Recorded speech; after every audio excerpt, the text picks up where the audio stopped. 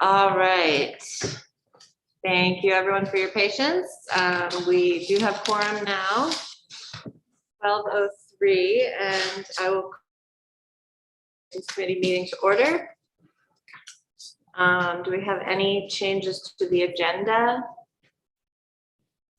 The resolution was sent out to the redistricting commission. Okay, thank you. All right. Do we have any comments from the public?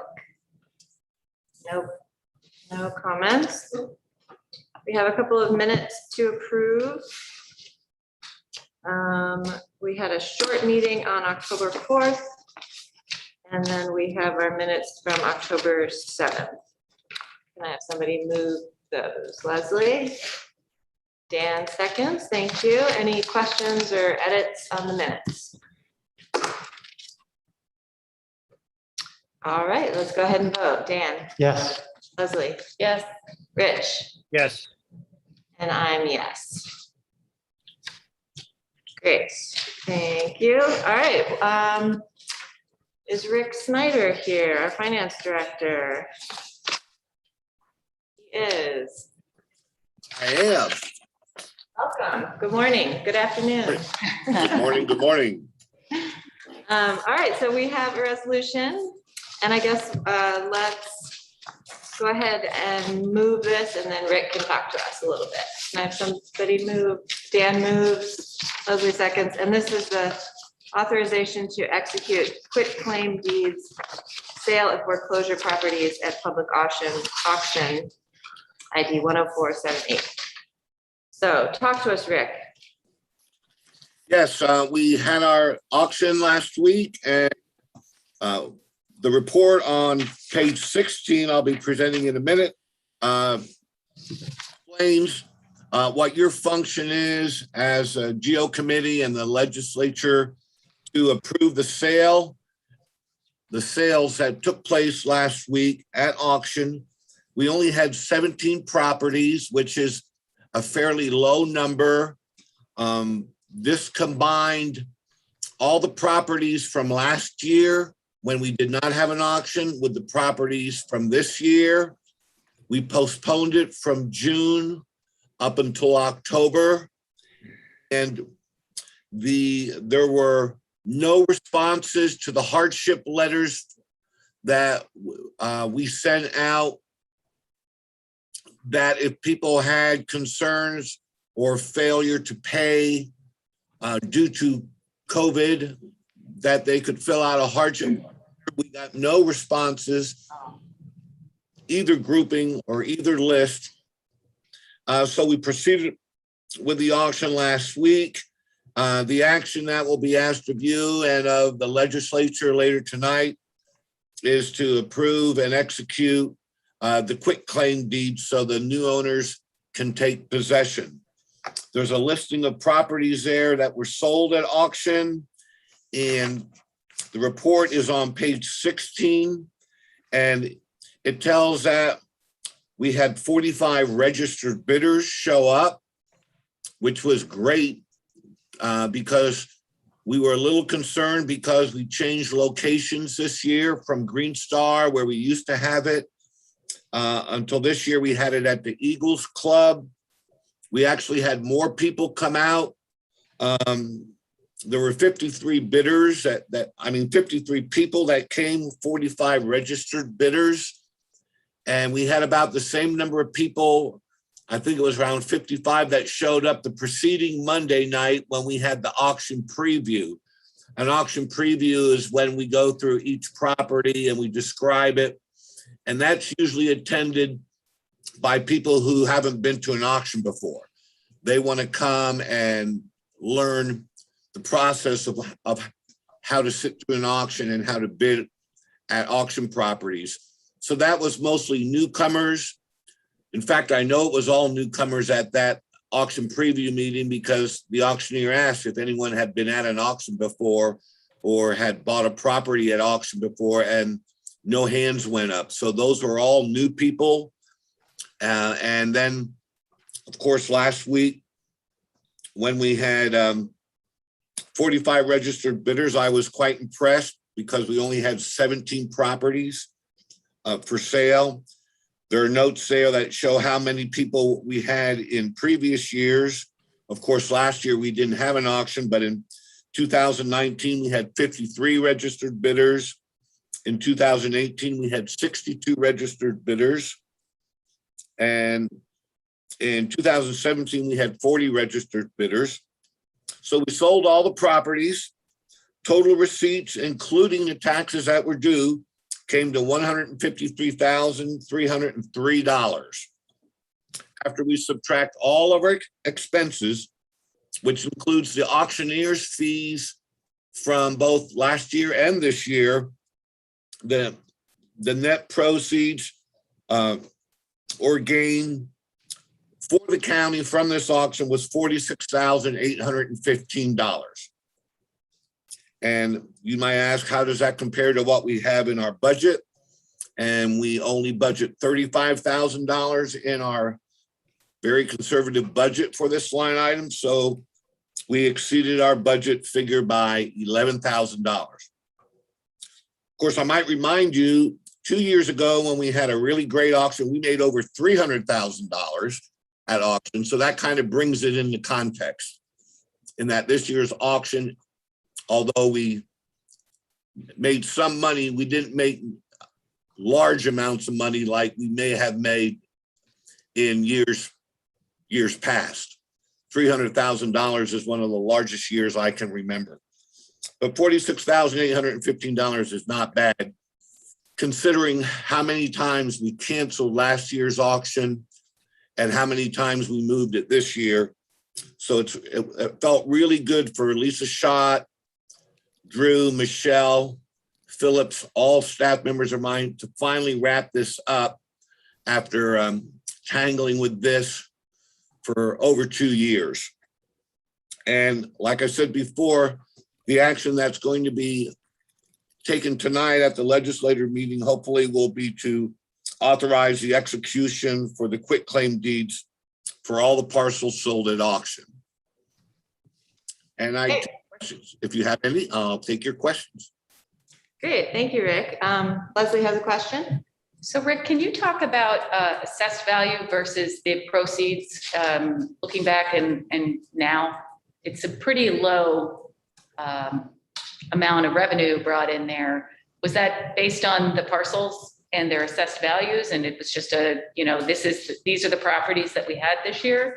Or were they very low bids?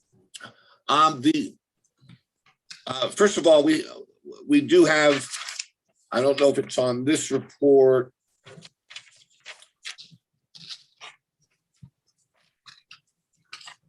Yes. The assessed values on this report.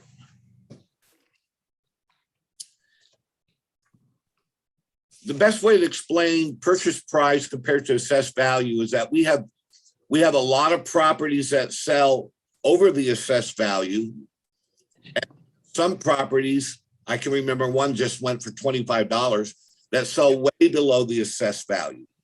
And so when we report our gain to you for the year, that means there was a few properties that we lost money that come in well under what the assessed value is. In fact, sometimes they come in under what the taxes owed are. And in other cases, we get far in excess of the assessed value and way in excess of the delinquent taxes owed. So we just kind of net it all together when we show you our net proceeds on this group. The assessed values can be contested after the sale of the property by property owners by going to the assessment department with Jay, and they can make a case, the new property owner, on whether this property should be revalued on the assessment rolls. And sometimes it's successful and they have market values reduced, and sometimes not. Because usually what Jay does is he does a more comparative analysis as to what market rates for that type of property over a whole broad section for that area.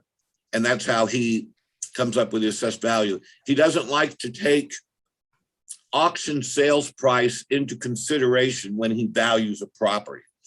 The reason why they don't often look at estate sales or auction sales is because in most cases, those are some form of distress sale, and it's not a real good indicator of what the true value of market value is of the property.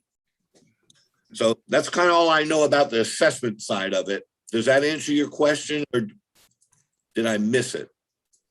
I was just kind of wondering, it's a low level of proceeds to bring in. I know it's only 17 properties, but I was wondering if these are mostly unimproved parcels. I can do some more research on the parcel information. I was just wondering if you had a sense. Yeah, if you'd like, I could send you the booklet that we have pictures of every property and a description of every property. If you would like. Sure, that would be great. Thanks. I could send to the legislators even before tonight's meeting a copy of the booklet. Yeah. Describes each and every property. We had an inordinate amount of almost worthless properties. Most of them, and most of them were little slivers. Some were 30 feet wide by 600 feet deep. One sliver that was a triangle that was like 25 feet wide or 25-foot triangle, you know, all kinds of weird easements and things.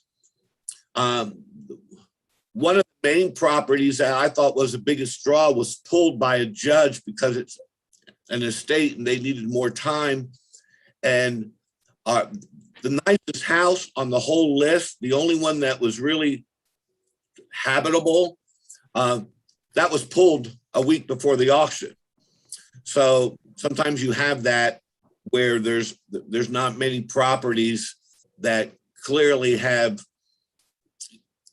homes on them that are worth anything at all. This one had a bunch of trailers and a couple other decrepit properties. We really didn't have anything nice this year that was gonna garner any interest. And I quite frankly, I was shocked that we had this many people show up. And I guess it's something fun to do in Tompkins County, you know, on a cold night. Usually what happens is that neighbors come in for dated or vacant properties, and neighbors that border the properties get into a little bit of a bidding contest. And that's kind of fun because you see 2 or 3 neighbors trying to an adjoining piece of property. And a lot of times it bids the price way up. And other times, like I said, one of them we just sold for $25 because we were able to get anything for it at all. So. Thank you. Yeah, great. the booklet Thank would you. be great. Appreciate it. I'll send the auctioneer's booklet out to All right. Are there other questions for Rick? All right. Well, thank you for that information. Let's go ahead and vote on this. Leslie, Yes. Dan, Yes. Rich, Yes. and I'm yes. So that passes. Thank you, Rick. The only other thing I have to report on in my report for today, it will be reviewed tonight in more detail, is the casino revenue. We kept getting questions on the casino. They just came in yesterday. The casino revenue for the third quarter was $625,000. All right. And that is probably the highest quarter we've ever had. So that puts us over this year's budget by about $880,000. Having a really good third quarter casino revenue report. And we still have one more quarter to go. And we won't get those results until beginning of February. All right. Well, Okay? So I'll question? be bringing that to you tonight. Sure. Dan has a I question. wonder if I should make a motion to put it all on red and just let it ride. We could do that. We could do that. I thought it would be appropriate for the finance director to take whatever casino money we get and just go up there and try to double it. Yeah, Reinvest it, yeah. yeah. That could work. Well, if the finance director is going to do that, I think the legislators should definitely get to help out. Just have to decide whether we're going to go to Del Lago or Tioga. 'Cause we- All right, well, All let right. us know if you're gonna do that before you go. I think we'll get a little bit better yield than the 0.11% getting today on county funds, but All right, thank you, Rick. Okay, moving on to a couple of legislature resolutions. The first one is resolution for correction of errors, ID 10475. Leslie moves, Dan seconds, and this is a standard resolution we do every year to allow the clerk to correct any errors in our minutes for the coming year, just sort of preparing for that. Any questions on that, comments? All right, it's a good, easy one. Leslie? Vote? Oh, yes. I'm sorry. Dan? Yes. Rich? Yes. And I'm a yes, all right, that's a good one. The second one here is also a standard one that we do every year. Resolution designation of newspaper, ID 10474. Can somebody move that, please? Dan, Rich seconds. Usually somebody is here to give us a speech about how we only have one newspaper in town daily. So does anyone want to give that speech? I was thinking of giving it this year. Okay, Leslie's up.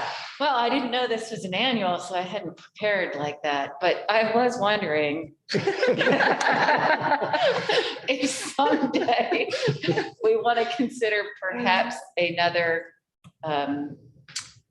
form, perhaps the Ithaca Voice, perhaps something else, something that's out there maybe digitally. The Journal doesn't have a lot of Ithaca news in it, just saying. Nope. But for now, I suppose we'll just stick with where people are used to looking for public notices. Well, there's various rules about these things, Dan. Yeah, so I'll give my annual thing too, which is several years ago, I followed up with the New York State Association of Thank you. Counties and asked, is there any wiggle room in this? And is there any movement anywhere in the state to amend this law? The answer was no. So, I mean, one could check again, but Yeah. Okay. But it does beg the question, if we didn't have any daily Right. local paper, like what would we do? What do you do? Do you do the nearest one, like Cortland or something? Could we post it to our website or, I mean, Yeah. I can't current, that was actually the specific thing I asked about, the website. yeah, I will No. add that we do post all our legal notices to our website. thank goodness. Okay, yeah. well, we did it then. All right, we had a good conversation about this. Thank you. I look forward to next year's conversation. Maybe we can just pull this from the minutes and use it next year. There we go. All right, let's go ahead and vote. Leslie, Yes. Dan, Yes. Rich, Yes. and I'm yes, so that passes unanimously. Thank you. All right. The next one, there are paper copies here and legislators and staff should have gotten it on an email this morning from Kathy. So this is, I guess, let's go ahead and move it and then we can talk about it. Dan moves, Leslie seconds. This is appointments to the Independent Redistricting Commission, ID 10485. And I will just say that we've had a good process. The Government Operations Committee has served as the interview committee. And last week we interviewed 12 community members who had applied. We had some great discussions with folks. We then just went through our own discussion and came to these 9 folks. Our charter provides that we will have 9 members and that the legislature will appoint the chair of this commission And then the commission itself will appoint their own vice chair and set their own schedule and begin their own process. So after we pass this resolution on to the legislature, assuming the legislature approves it, that's pretty much our role in the redistricting process. The commission will work with staff and come back to the legislature in several months with their recommendations. So questions or comments about this? Rich? Amanda, I just wanted to say thank you for your work on this, for shepherding this through. It was a complicated process. And there is a lot of nuance in trying to balance the membership to reflect the diversity of our community. And I thought you did a good job. Thank you, Rich. Here, here. Thank you. It was a good process, and I appreciate everyone's help. And I should also remember to thank Dominic, who at the beginning put out lots of information to the community to help us attract applicants. And the commission will be going forward to work with Greg Potter, who has been through this process a couple of times before, and he'll really be helping them work through it. So it's been a good and interesting process for me. Martha? Yeah, thank you. I appreciated getting the list of names today. In the interest of the public, could you perhaps read the names that are in the resolution? Sure. Is that what the public? We will be appointing Henrik and Delay as the chair. He also goes by Hank. Elliot Immel, Charles Nocera, Vivek Iyer, Margaret Hobby, Carolyn Chang, Jan Vink, Marsha Lynch, and Jeffrey True. And they all were invited to join and happily accepted.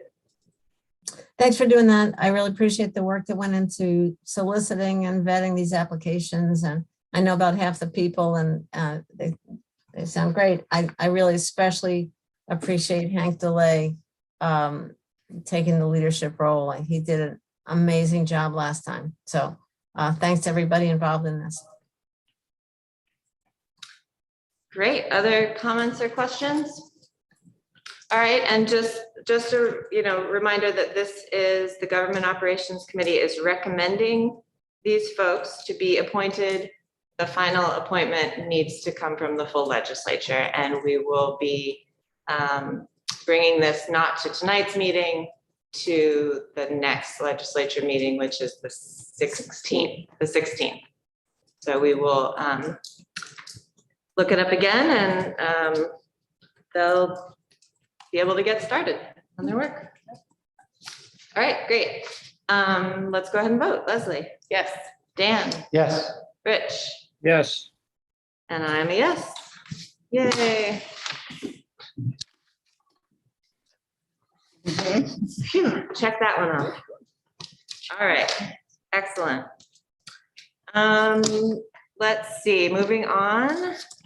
Amanda, I realize I do have one question. Does the legislature set parameters? It's spelled out in the charter pretty much. Okay. So I think it was in some of the stuff that Dominic put out, but it's spelled out in the charter. And I mean, probably, yeah, maybe, I or another, the chair of the legislature or somebody would meet with the group the first time to kind of, orient them a little bit, but we haven't quite gotten that far. So, Okay, I couldn't remember. I thought there was some statement of principles yeah. that we've used in the past. Okay, Yep. Thank you. All right, so just on to our reports. I just wanted to check in with folks about, so let's see, Rich and Dan and I have been working with Brittany and Michelle about our advisory boards and making some changes and revisions. Dan and I were kind of looking at the advisory board policy, and I think that we need to follow up and look at that again, Dan, and have Britt check in with Brittany, because she was gonna work on that as well.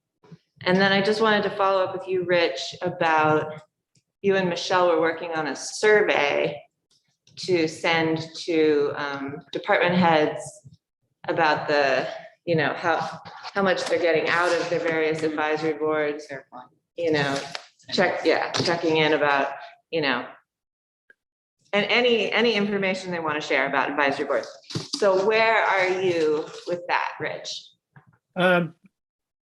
We have drafted a list of survey questions. We've batted back and forth.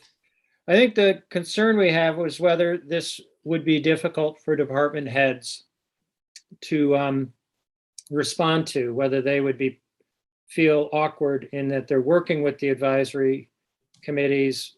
Would they feel they couldn't really be as forthright as we would want them to be? And so we kind of wanted to have a discussion about that. But other than that, I think we're ready to go. Kathy? I agree. I was going to meet with Michelle next week about this. Let's see if we can finalize the survey.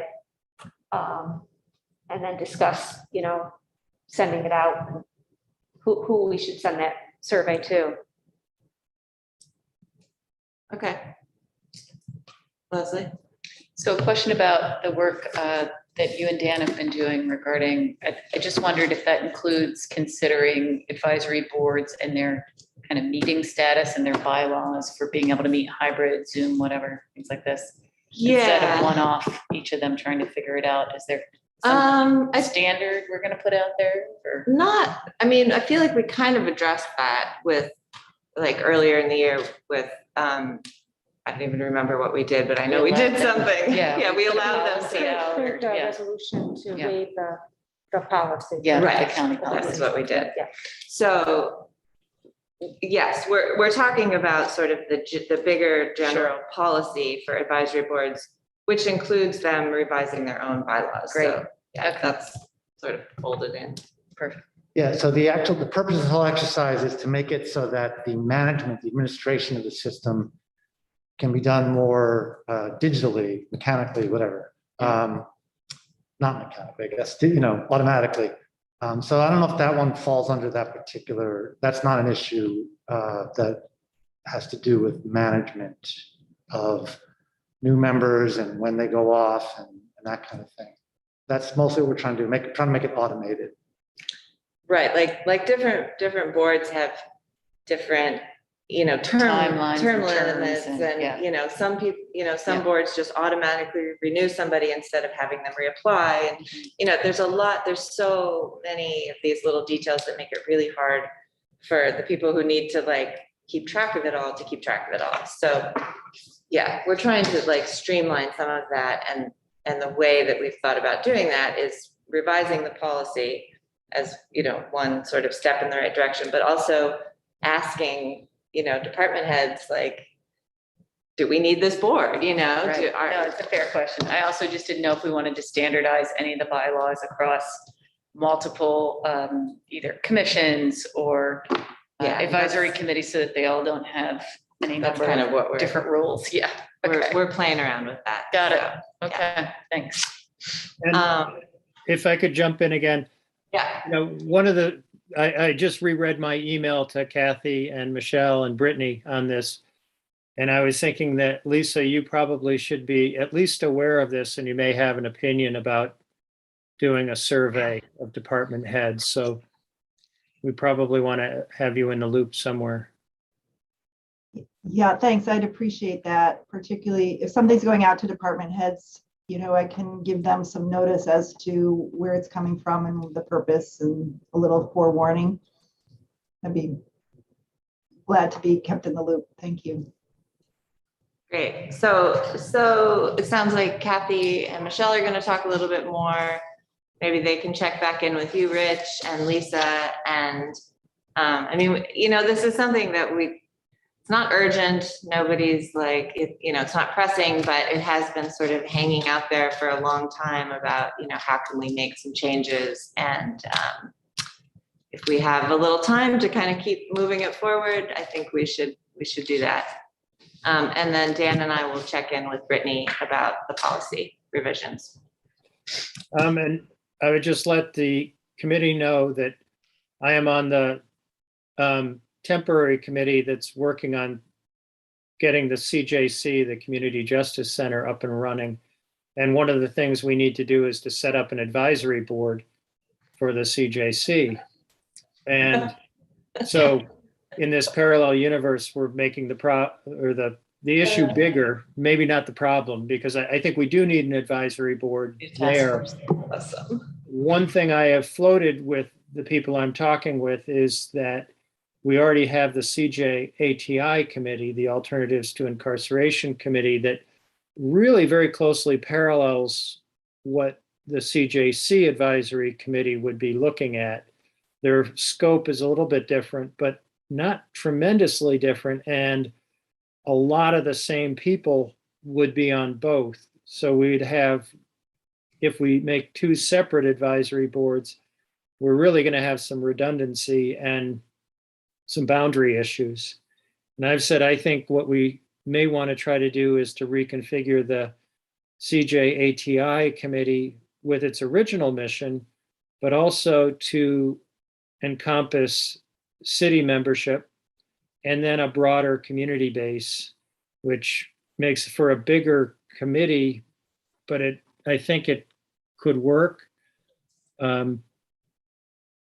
If we don't try to do something like this, we're probably going to have, anyway. The problems with trying to deal with the advisory boards are really complicated. Yeah. Well, let's just make a couple more and we could always use a couple more. Well, we've got about 105,000 people in the county. We could get them all on advisory. Yeah, boards. let's get them what we all gotta onto a board.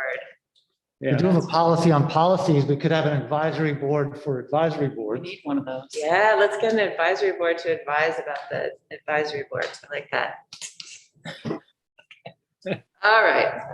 See, since we don't have much on the agenda, we can make comments like this. True. Okay, all right, so we're moving that along. Thank you. Lisa, do you have any updates for us? I was thinking we should Actually, go- Amanda, can we go back just for a moment? Sure. We are coming to the end of the year. We will elect a new chair, and that chair will be setting up the committee structure for 2022. It does seem like this is a moment, if we wanted to make any recommendation about committees, now is the time to do it. Is there any appetite among the GO committee on presenting some recommendations to the party to be named as chair in the coming year?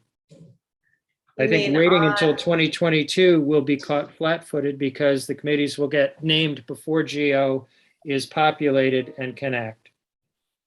Okay, so just clarifying, you mean to, like, if we want to suggest what standing legislature committees there would be? Is that what Yes, you're saying? yes. I see. I don't know. I guess I haven't really thought about that. I generally just think it's under the purview of the chair to make those decisions, but there's no reason that we couldn't give our own suggestions. They wouldn't have to necessarily, whoever the party will be, doesn't have to listen to us, but Well, my concern is that the departing county administrator, he shared with us, he thought that we had too many committees and that we were struggling to support them. right. And I believe we're also putting some real stress on our county legislative clerks in supporting the number of committees we have.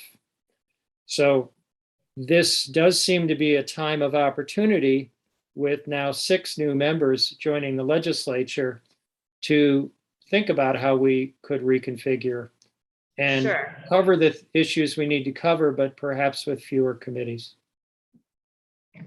All right, Dan or Leslie, is this something that you feel like we should talk about either now or at our December meeting? I think it's worth Yeah. asking the question, sure. Okay, they're shaking their heads, so We're nodding. they're nodding their heads. I mean, we have time. Do you want to talk about it right now or do we want to wait? I think a little discussion now would be great, particularly because we have Kathy with us, and I don't want to put her on the spot, Too but late. but I will. But I will Too late. because I think we can't do it without putting her on the spot to some extent. And that's part of the reason I'm here on Zoom. I can't believe you were in the room doing that to her, but there it is. But the chambers have to be open. We have to be, somebody has to be here. Someone's got to do it. Someone's got to be here. But You're maybe still open Kathy, to you the could just public. talk to us a little bit about the amount of work it takes to support each committee and how many clerk hours are used to do that. Well, I'm not sure how many clerk hours, but in setting up a meeting, it requires a YouTube meeting to be set up in our YouTube account. Has to be set up in Zoom. And we have to make sure the meeting is posted publicly on our calendar, and we actually have to do a printed copy of that public calendar. So we have to keep it updated on a regular basis. We post the meetings on our web, and we have to prepare the agendas and then, staff the meeting. So, Well, and then you have to review minutes, right? yes. So there's a lot of, things that happen behind the scenes to get, to have a meeting. We're required to meet open meetings law. And about how many are there weekly? Weekly? Weekly, Depends on the week. Yeah, Sure. it does Right. depend on the week. yeah. But we have what? On we have average. 10. But monthly, Monthly, you're okay. looking at 10 a month. 10 committees, 2 legislature meetings, and then. Is there any special meetings? We've been having a lot of special meetings. God, no. Yeah. Okay. So, And do you do WDIC too? yes, we do Yeah. WDIC, Council of Governments, Okay, Ethics Advisory Board when that meets, that's right. all the special committees. Okay, So, okay. And what do we have? We have 10 now? Including I think there's 10, WDIC? including WDIC and Council of Governments, I believe. Okay. Annie, do you have a thought or a question? Are you? Thank you. Since I'm here virtually and so is Lisa Holmes virtually, I was just thinking to get input from county administration, from them personally as a department, and also if they've heard anything back from the department heads regarding the amount of committees.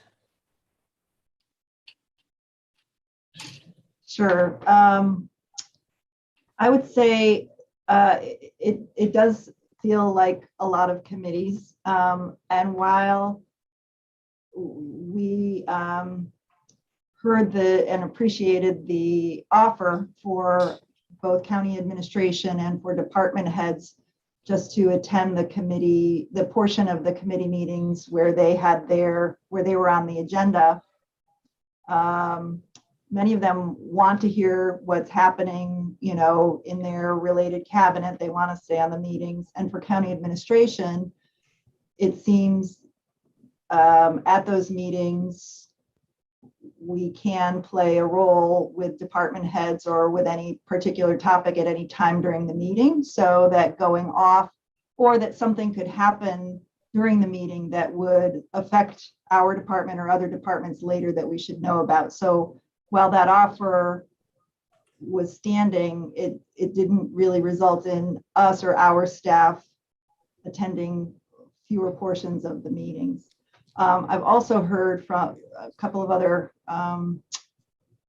observations from departments who attend meetings well, that are largely presentations from outside entities.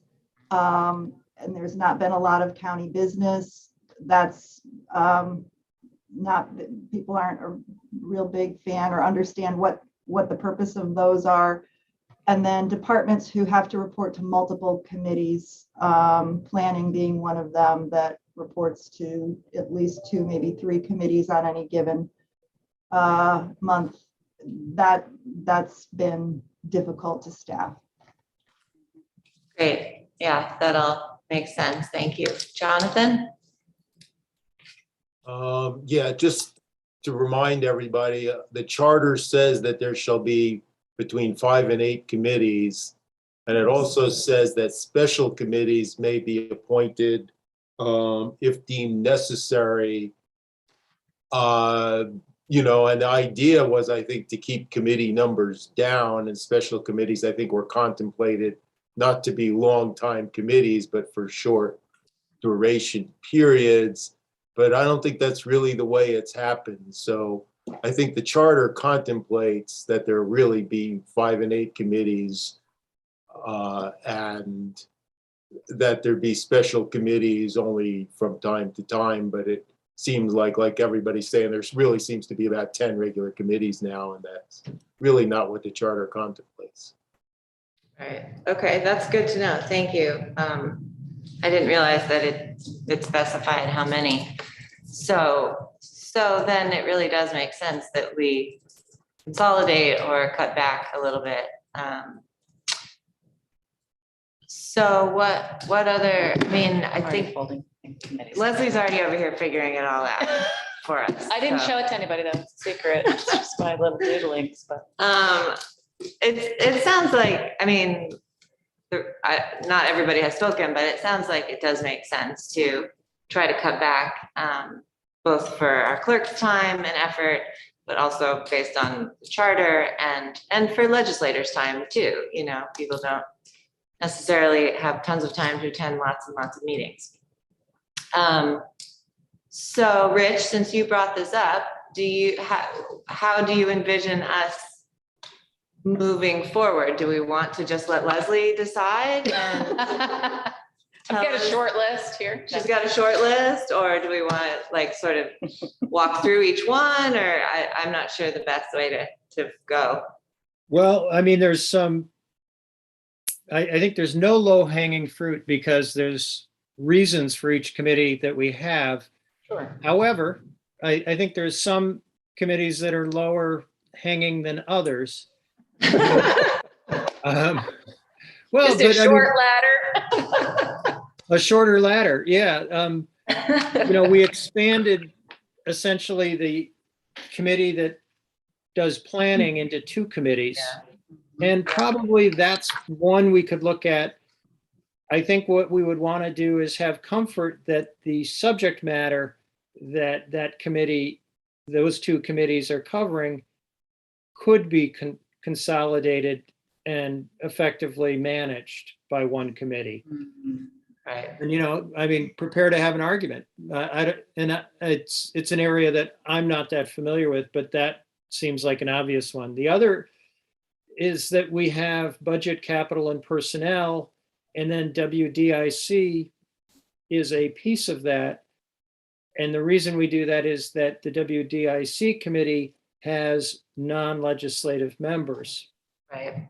And perhaps there's another way to formulate that committee and maintain the personnel element in budget committee, but keep the, you know, the diversity, Right. equity, and inclusion mission in an advisory committee. But, you know, maybe there's no appetite to do that because we want to stress the importance of those issues in our county. Well, I think the challenge comes with like, you know, I mean, yes, WDIC is sort of a subcommittee of BCP, and it totally makes sense for them to have their own committee. And if we were to fold, I mean, I also think it could fold into BCP, but then you run into the issue of time. Yeah. You know, like to have a full VCP meeting, including WDIC topics, that, you know, you're gonna have a 4-hour meeting, and so. Right. I mean, there is the time management issue, but you also have the issue there that you have non-legislative members. Right, yeah, right. Well, WDIC is a little bit, you know, awkward in that way anyway. I mean, if you take the like peak and HED example, I think there is a way that you can move some of, you know, move all the planning stuff back into peak or whatever you want to call it. You can take some of it out, you know, move the historical stuff back to GO. I mean, it used to be in GO, and there's probably other things that could, you know, shift around. Did you have another thought, Leslie? Yeah, I mean, if there's a concern about committee membership between WDIC and BCP, you know, you can set the agenda so that that's first on the agenda, or so that extra folks can attend, and then move into the next session, part 2 of the BCP meeting with just the folks that are, you know, legislators at that Right. meeting. That could work. That way it starts at a set time. To Lisa's point on the extra agency presentations, when we're talking about time management, I mean, I think we need to scrutinize this, because I've certainly had that experience. It's not that it's not interesting, but we don't need to fill agendas, and we don't need to take folks' time, whether it be staff time or legislative time. If it's critical to the mission, I think that we should just really look at that and think about it, particularly if we want to fold Yeah. committees together and deal with the business of the government. So. Yeah, and I think that use, in my first couple of years on the legislature, you know, HHS was presentation after presentation, and it was very interesting, but it wasn't really, you know, that productive. And other than that, personally, I find that HHS, there's not a ton of business that goes through it. So I feel like that could be one place that could be, you know, folded into something. I mean, there's a lot of departments that, you know, are part of that committee, but usually there's not a lot of, I mean, because COVID is sort of big and above all of that, it's not like we're dealing with That's right. COVID issues at that meeting. True. So, I would agree. That is my current. yeah, I Take think on that could be, I'm not sure how or what, but that could certainly be folded in somewhere else, or something else could be added to it, probably. F&I and the F&I. downtown facilities, you know, how long will that go on as a special or come back to F&I Yeah, at some point? Sorry, downtown facilities? Yeah, I'm wondering, it's, you know, that's a special committee, right? So at some point that wants to come back into facilities, Yes. F&I committee, you know, not sure if we're quite there yet, but at some point, Yeah. that's got to be just part of the business. it seems. Well, we've had that conversation at downtown facilities, and Okay. the plan is for that to wrap back up into Right. facilities. The remaining purpose of that committee right now is to try to make some determination about the Tioga Sears Street parcel.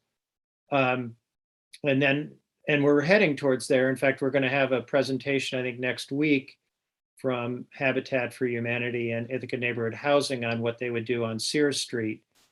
Cool. I think we would then perhaps be in a position to make a recommendation in December on here's what we propose, and disband downtown facilities. So we've been working towards that, and that would help a bit.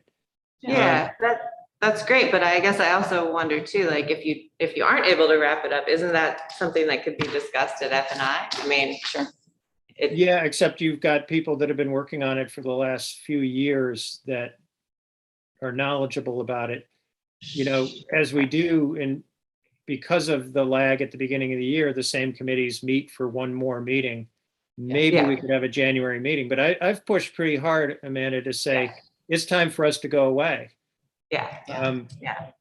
You know, and we thought about that at the point when we made the recommendation about purchase of the Buffalo Street corner.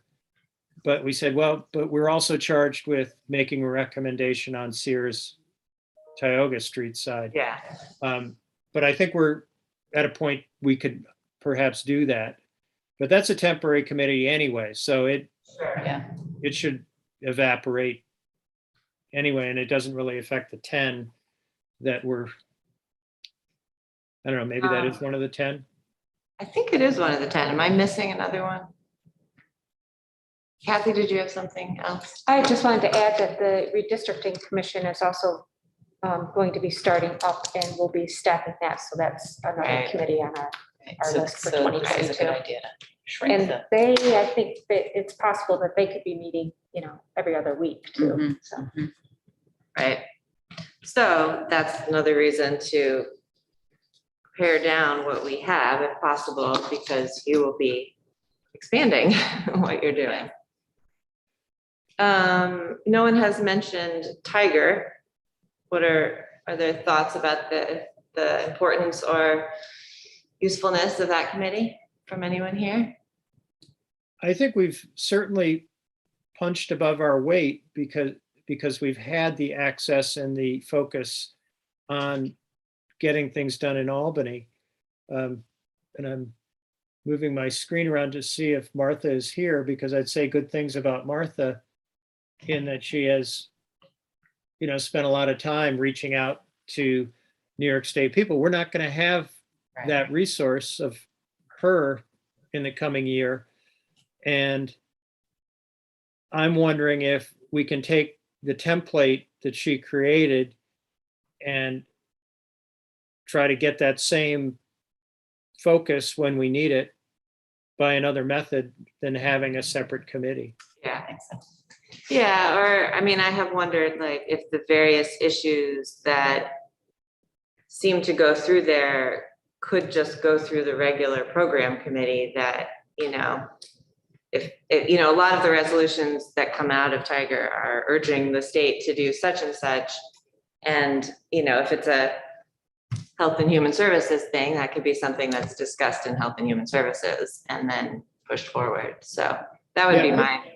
I think the greater value we got from Tiger was in the contacts of knowing who to go to in Albany and reaching out to Sure. them and having a conversation. I don't quite know how we do that, but it perhaps could be a specific charge to committee chairs that when necessary, that's one of the things they need to think about doing is there a state resource we can reach to help us with a particular problem? I think we won't be as effective without a separate committee, but we would not have a committee. Yeah. All right, and what about public safety, Rich John? This is the most important committee that, Yeah, can't who even- cares about public safety, right? I think public safety stays, and I'm not saying that just because I'm chair. I don't know how you could not have it. You got to have a public safety committee. Kind of like I think you need facilities and infrastructure. You have buildings you have to think about. Are there ways to, or are there other things that could be included in public safety or F&I, like to consolidate? Does anyone have thoughts about that? I would just offer that the reimagining public safety process is really bringing to light or awareness the inner workings of public safety and health and human services, the crisis response and the alternative response models. I'm not suggesting the two be combined into one, it would be one giant committee, but I'm just bringing it up that there are a lot of synergies and opportunities and the real need to collaborate very closely between public safety and health and human services, mental health in particular. Yeah, great, thank you. Might I float a new title for a committee, Public Health and Safety? Public health and safety. Just saying. There may be merit in that. I'm afraid that committee might be too big in terms of its mission. And I think there is some benefit to having Health and Human Services look at the same issues from a different direction. What we could possibly do is have the two committees meet back to back and maybe share some membership so that we could have issues addressed at the same time, because Shauna and I always talk about, oh, we should have a joint meeting. But the Right. daunting logistics of it is that we don't generally do it, and we should. Right, right. You know, so maybe that's a scheduling issue. But I agree with Lisa that, you know, we talk about the public safety matters, but it's say overdoses, and it's mental health issues. And, you know, with reimagining it, we're talking about these alternative response models that it really does bump into health and human services, you know. And then in the back of my mind, I'm thinking, well, that's our biggest budget line, you know, is social services. Yeah. They deserve a focus on issues that really are not public safety. You know, there's connection, but I don't know. I don't know about that one. Got this thing down to 6. All right, so, Could I propose a way forward, Amanda, we could kick around? sure, go ahead. That maybe you ask a couple of us to do a proposal to bring back to GO for our December meeting? Okay. And I think from the discussion, it would entail looking at Tiger, looking at combining the two planning committees into one, resolving downtown facilities, and doing something with WDIC, perhaps as, could you suggest that, Amanda, of having the membership of WDIC start a budget capital personnel and then budget capital personnel continues? Yeah, I think Leslie said that. I mean, yeah, something like that, you know, have a designated hour for their time or something, and then shift into regular BCP topics. I mean, yeah, I don't know. The folks who are on those committees would have to, you know, give feedback about how they felt like that would work. But if our goal is to consolidate a bit and make things easier for all the staff, and time wise, I think it's definitely worth talking about. I think you kind of hit the nail on the head, and sure. Do you, Rich, or anybody else want to? Leslie's making all kinds of notes here. Do you guys want to I'll just take a picture of this and send it Send it around. to It's Rich, okay. perfectly clear for people to read my chicken scratch. Yeah, and, so you know, I think it's worth doing this. I would be happy to volunteer because I think it's important. And I anticipate that we're going to have 14 opinions on it. But, yes, you know, recognizing that it is subject to the decision of the chair in 2022, so they could decide something different. But I believe it's worthwhile for us to make a recommendation. yeah, I think so too. And I think having a conversation and letting our colleagues know that, you know, like we have been thinking about it, and we are gonna give some suggestions to our next chair. And I think that's great. So thanks for bringing it up. Maybe, so we have one more meeting this year. Do you want to come back to us next meeting with, you know, a short memo or something, and we can have further discussion at that point? Yeah, and Leslie, I think we don't really need to meet. I think we could just trade some email on this. Yeah, happy to. Okay. Okay, great, thank you. All right, well, going back to Lisa, thanks for waiting and chiming in on that. Do you have other items for us? Yeah, a couple of updates, and I appreciate the discussion. Just one quick update to let you know, because you are the committee to whom county admin reports. Just it entered in our department, Autumn Edwards, confidential secretary to the county administrator, has accepted a position elsewhere. So she's going to be leaving the county. Her last day will be the end of next week, November 12th. So just wanted to make you aware of that.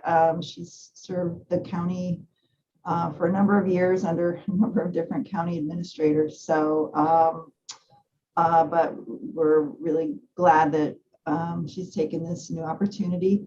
And we will be posting her position in HR within the next week. And so it's going to be, you know, at least a month or two until we can fill that position. So just wanted to make you aware.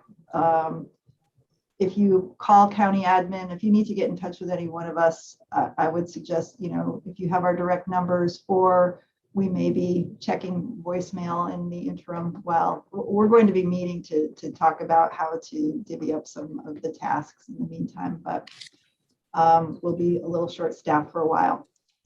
And then just in other news, we'll be making other reports tonight to the full ledge, but we wanted to give you an update as to how the testing and vaccination program, the mandatory vaccination / testing program is going. And Amy Hendricks, in collaboration with Ruby and HR, have been heading that up. So Amy can give a little update on that program. Sure. So we kicked off the program on October 5th, and we brought on new staff to help manage that program. So we have 1.5 FTEs that are overseeing that.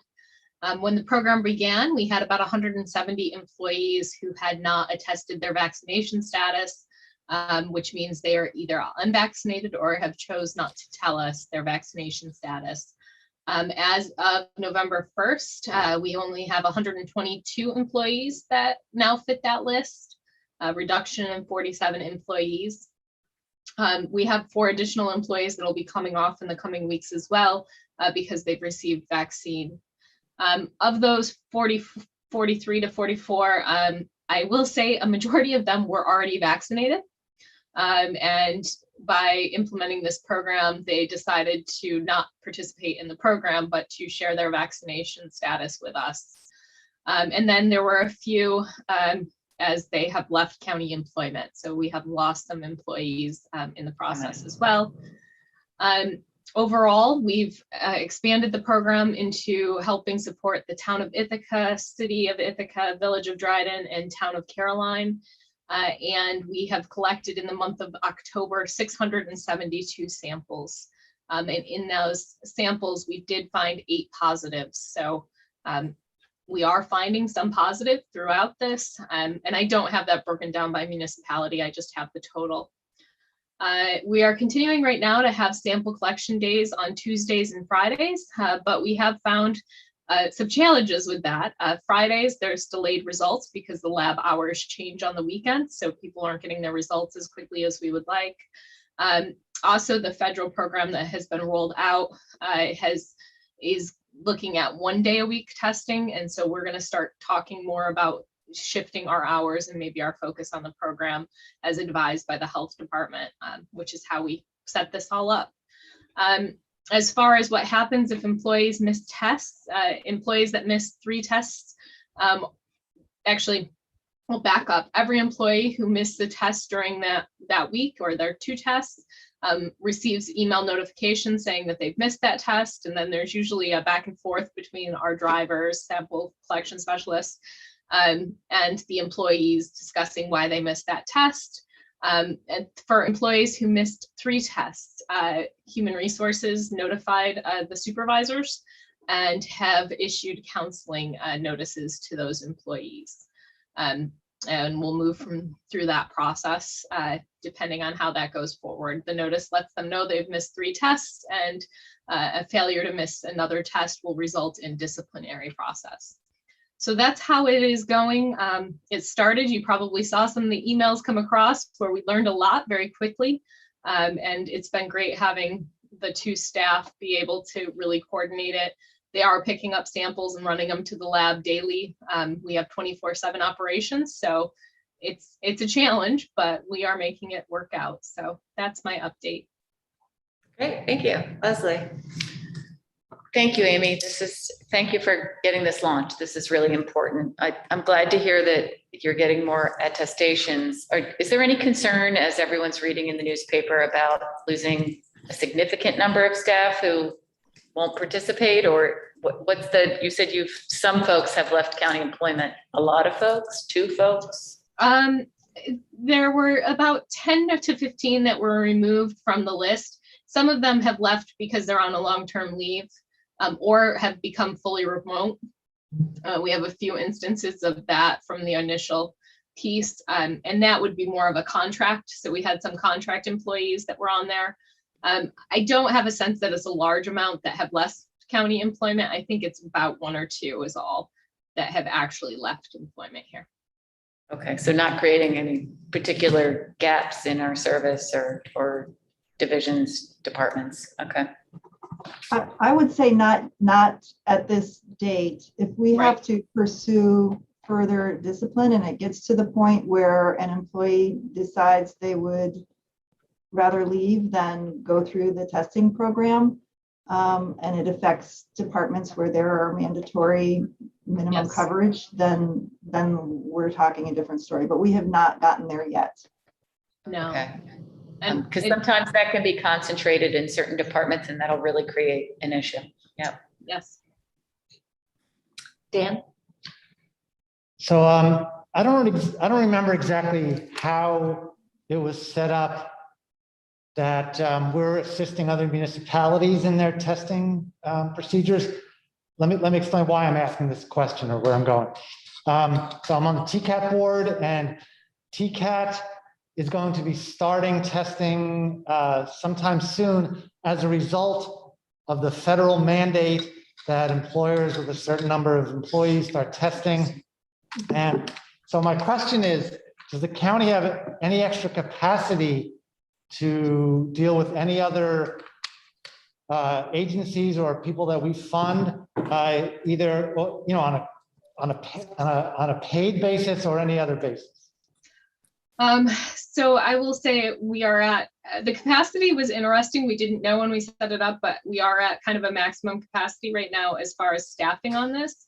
But when we did set up, we put forward a resolution to include other municipal governments due to FEMA reimbursement. So we were able to do that.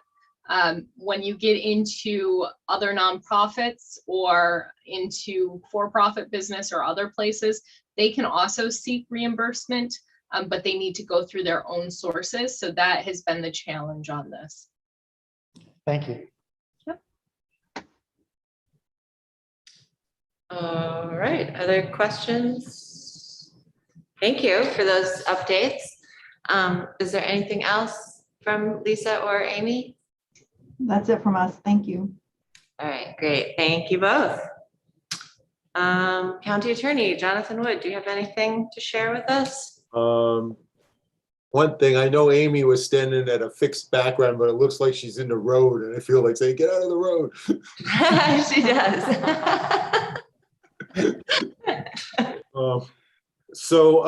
I had said, as you recall, I gave an update on Mega a few months ago. And I said I would do an update on the hydro facility at the legislature meeting. And I plan to do that with Terry Carroll, who's the new sustainability coordinator tonight.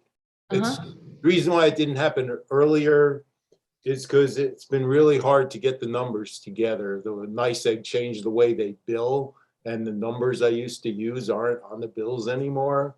So we spent quite a lot of time figuring out how to figure out what the numbers are.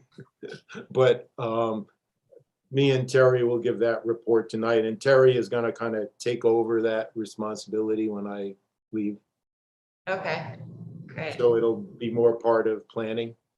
Okay. The sustainability coordinator, which works for planning. But we'll have a report tonight, which I had promised earlier. And then that'll probably be, move into planning, which is a different committee. Okay, great. Anybody questions on that?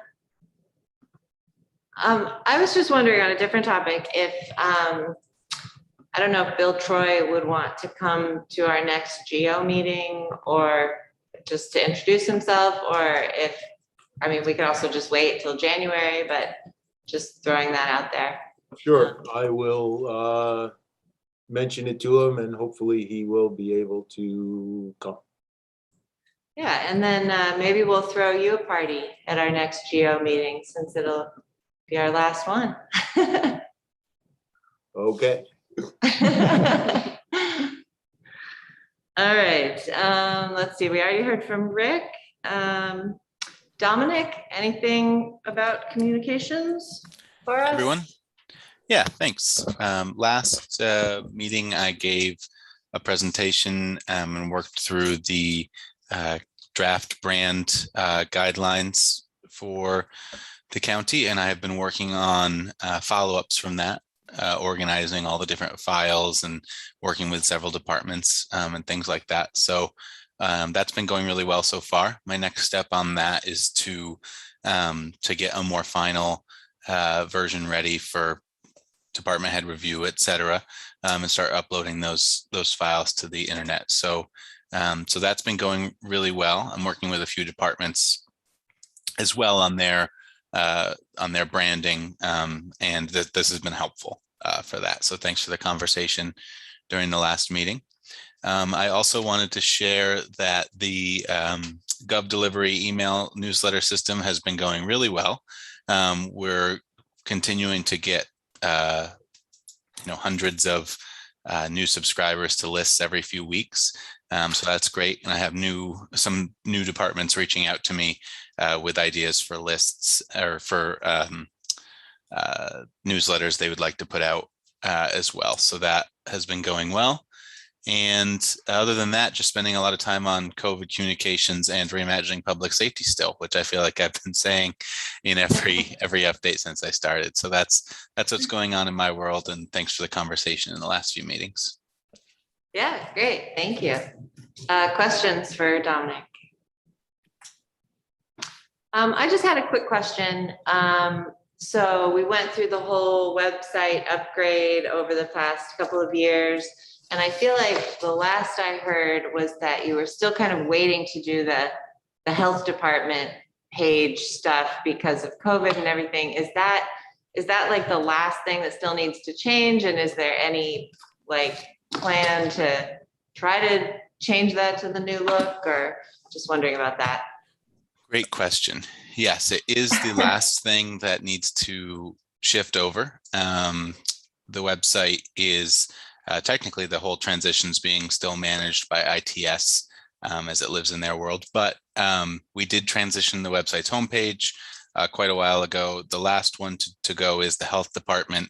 Ted Shealy in the health department is working on that, and he and Greg are working together on a deadline. I would anticipate that's done by end of calendar year this year.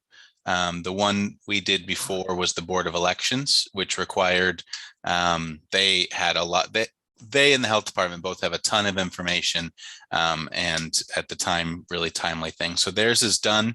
There are some issues with the Board of Elections site with some dead links and things that we need to fix. But yes, the health department, Ted's working on that, and hopefully by the very beginning of 2021 or 2022, that'll be ready. Great, awesome. It looks good. That was something that when I first came on the legislature 4 years ago was a hot topic, and it would be amazing to have it completed at the end of my first term.